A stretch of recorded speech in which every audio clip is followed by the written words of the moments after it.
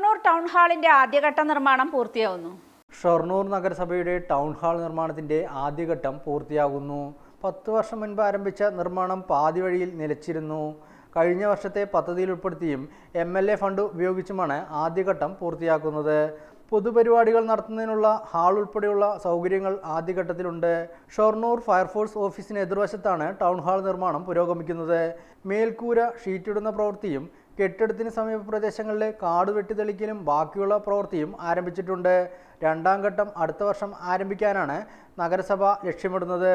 രണ്ടാം ഘട്ടത്തിൽ 2.5 കോടിയുടെ പദ്ധതിയാണ് ഉദ്ദേശിക്കുന്നത്. ഇതിൻ്റെ ഭാഗമായി ടൗൺ ഹാളിനോട് ചേർന്ന് അടുക്കള നിർമ്മിക്കുകയും ഇരിപ്പിടങ്ങളും സൗന്ദര്യവൽക്കരണവും പദ്ധതിയിലുണ്ടെന്ന് നഗരസഭ അറിയിച്ചു.